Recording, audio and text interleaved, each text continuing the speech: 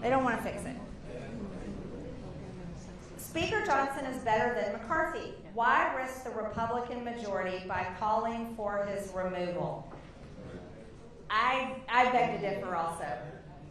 Now, I don't want to get into, I'm not going to get into the business of comparing Kevin McCarthy to Mike Johnson, but I will tell you, under Kevin McCarthy, we passed 7 appropriation bills separately.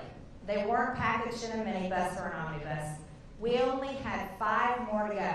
5 more to go. When we elected Mike Johnson after 3.5 really tough weeks, Mike Johnson passed 3 CRs, never brought appropriations back in a single bill, like separately. We only had 5. All we had to do was pass 5 more appropriation bills. I'm telling you guys, 3 CRs, and then he handed us a 2-part omnibus. He broke the 72-hour rule, gave us 1 day to read over 1,000 pages, didn't even put the bill through the Rules Committee, and didn't allow us to do amendments. If Kevin McCarthy had ever done that, I would have filed a motion to vacate and thrown him out myself. So I can tell you right now, I fully disagree.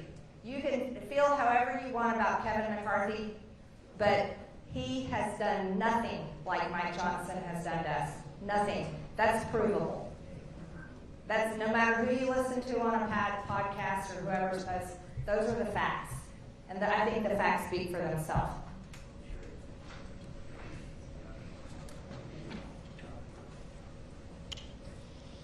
I'm having a hard time. We the people. I'm not sure what the top said. We the people. Well, if it's we the people, I agree. We the people is who needs to be represented.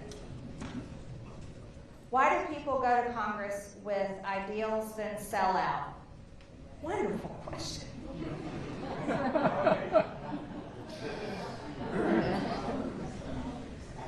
You know, well, there's probably a lot of reasons. I think some people go to Congress with really good intentions. I think they do. I think they start out with really good intentions. And then they get there, and that's where they make friends. And those are the people that they think matter because they don't come home and come in person to their town halls. And they don't come home enough and they forget about the people that voted for them and hired them in the first place. I think that's some of it. Another part of it is they end up representing the groups and companies and lobbyists and special interests in Washington, D.C. I think some of them are just really dumb to begin with. I'll be honest. They are. I mean, look at Jerry Nadler. I have tons of examples. I could go through a whole, probably hundreds of them, that I don't know why they're there. And then they were probably never anything maybe that important or really the right type of things that are important before they became a member of Congress, and then all of a sudden that's the identity that they think is the most important. Can you imagine thinking that that's the most important identity? That's where people get off track. Most important identity I have is I'm the daughter of God. I'm a saved sinner.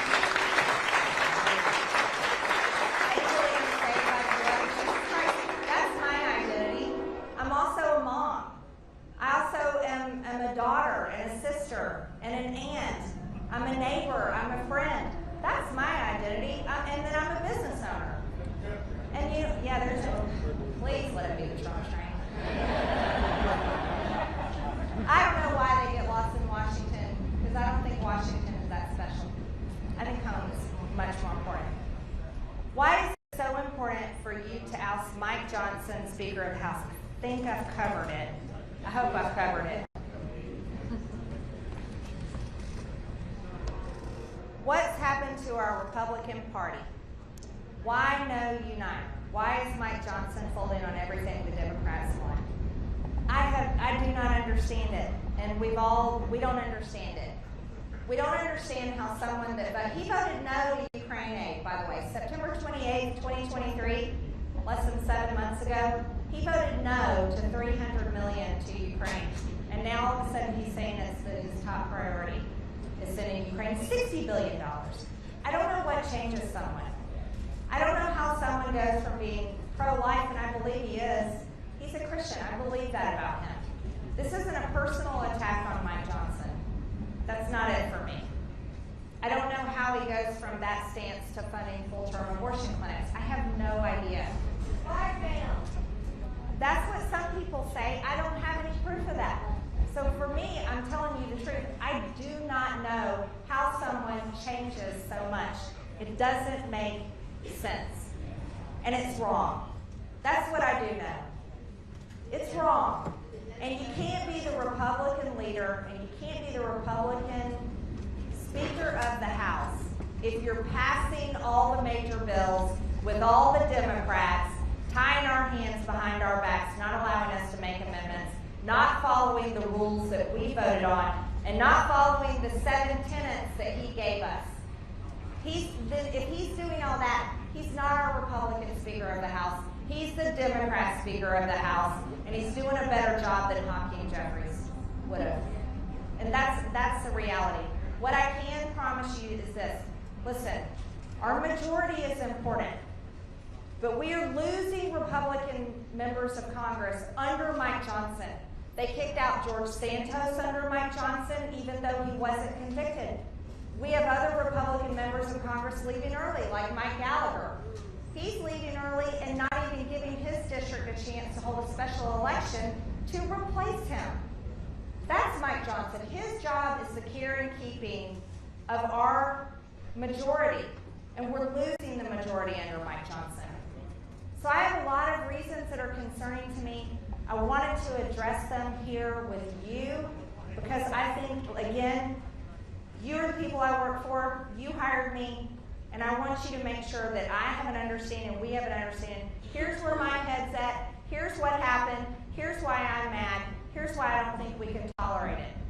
Where we go from here is going to be a process that will have to play out. But I thought it was important, most of all, for me to come to you guys and tell you first before I get on a plane and go up there and